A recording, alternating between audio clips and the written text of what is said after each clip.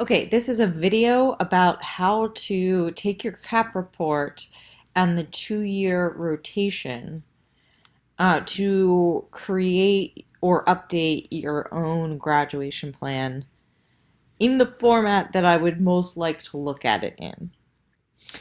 Here I have a CAP report that I've blocked out any sensitive information on just to show you how to go about this.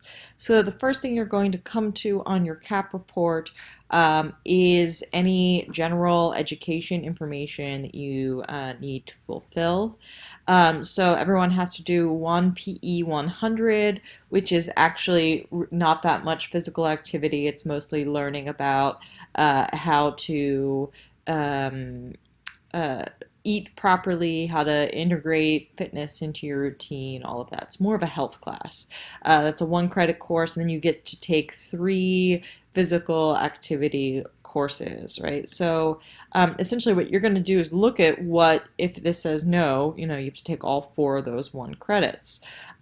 So we'd go over here to our graduation plan and we want to put in years, right? So J term is 2020, spring is 2020, fall is 2020, this is 2021, right? So you go in and do all of this. And you may need to change the years based on what year you are. This person is probably at least in their 2nd year. So you could just go ahead and say copy and paste this and copy and paste this so that it reflects you. All that matters is that we're using the format, right? And then, we're going to start with our PE. So I've put in PE 100, that's the course number here in spring 2020. This may move.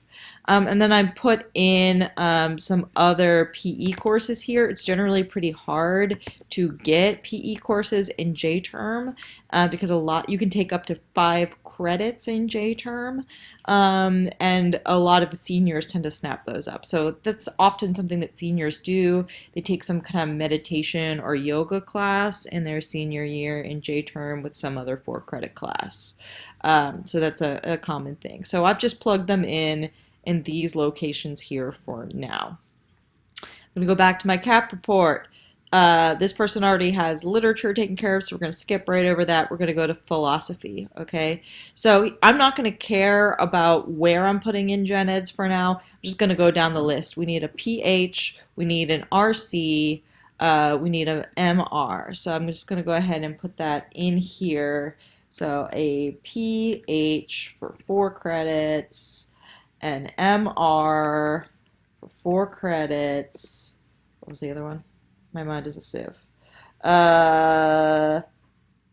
PH, RC, MR.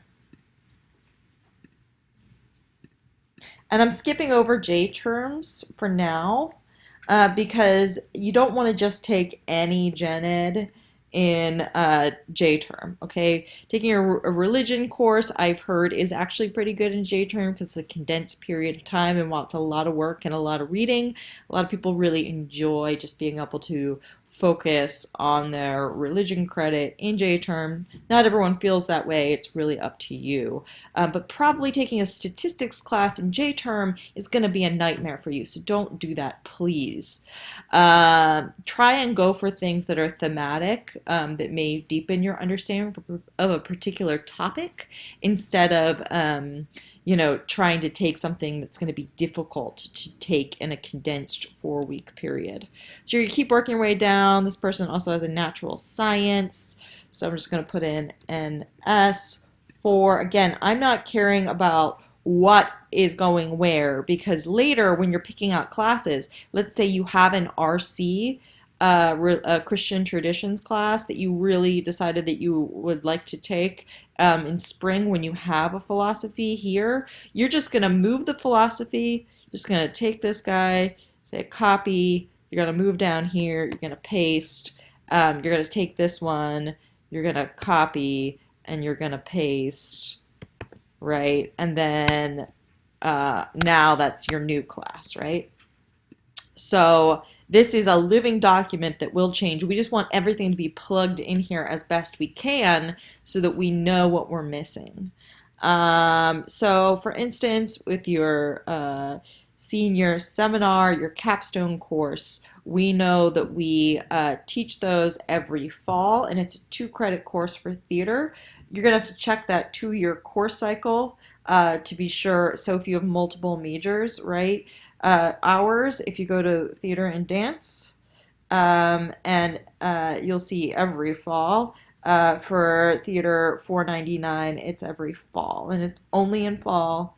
So that's something to know. But for your other majors, you're going to have to look at that 2-year course cycle. So let's say you have 2 majors and the other one is English. You're going to have to go in there and scroll down to find out when that capstone is offered.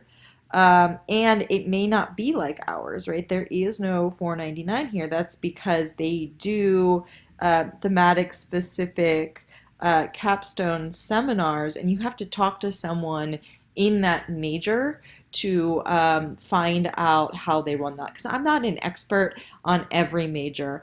I'm only an expert in the theater major. So if you have multiple minors or majors, you need to go and talk to the people that are in charge of those areas, whoever the advisors are for those areas, to get further information, because I can't do that for you, unfortunately.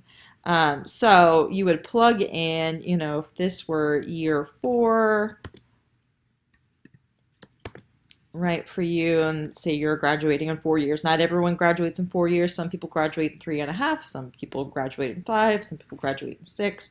We know that fall is going to be capstone, theater capstone, and we're going to say 4 credits. And we could plug in the course number and all of that. But we know that needs to go there, right? Moving on forward, this information has to do with entrance requirement information. If you are language deficient or something like that, so it may say no here, that means you need to take 2 years of at least 2 semesters of a language course. It's not just 1 semester. That is something that it'll say essentially what you have to do, but that usually you're supposed to have taken 2 years of a language before you get to PLU, and if they let you in without having that 2 years of a foreign language, there are options, but it's best to knock that out early because you're going to have to take that 2 years. Yeah, I think it is 2 years. Not 2 semesters, 2 years of a language. You're going to figure that out. It's complicated when that happens. So then the next thing, right? Hopefully you got through all of your first year experience things. Then there's these A's and these C's. Okay, so there's many classes that fulfill both, like say a natural science designation, and say an alternative perspectives, right? So philosophy tends to do that a lot. That's one of the ones. Literature tends to do that a lot. So you can get your A or your C while taking another gen ed usually. So that's something to keep an eye on. If you don't have an A or a C, I like to notate it slightly off the chart. So like needs an A and C. So as you're looking at courses, right, you're trying to double down on a course that will both get you, say, an RC and an alternative perspectives or something like that. So that's what that is. And then as you're trucking along, you BAs are required to have at least one of these 3 requirements. So it's either a language 201 and 202, or the next option is a language 101 and a 102. And then, or it is 4 hours of a history, literature, or language, and 4 hours of math, statistic, computer science, or logic, right? So you'll have to fulfill one of these. It doesn't have to be all of them, just this, this, or this. So you'll need to plug that in if that needs to be there.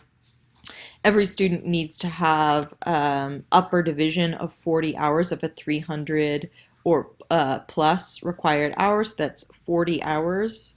It's usually not too difficult, particularly if you have a theater major. We have a lot of upper division classes. Um, then you will need your elective courses. So the minimum cumulative hours you need to have to graduate is 128. So you'll need that. And so basically, then if you have other majors that are involved, you're going to have to go through those. Where's the theater stuff? There will also be on here usually, sorry, I'm using someone's CAP report. There will be what's required for the theater major as well. So you're going to go through those items, whatever you need for your majors and your minors, looking at those 2-year course reports, and continuing to plug that stuff in, right? And so as you plug these things in, you have to keep an eye on the fact that you can't go over 17 credit hours. So, for instance, you may, just clear this, you may hit 17 credit hours, then you have to move things around based on that, right? So it's kind of a long process. You have to go in, you have to, find what semesters you absolutely have to do things for your major, and then move the items for your gen eds out of those areas if you're going to go over your credit hours. So that should be at least enough to get you started. If you have further questions, I am happy to answer them via email prior to our meeting or at our meeting. It'd be preferable if you at least took a stab at this before you made it to our meeting.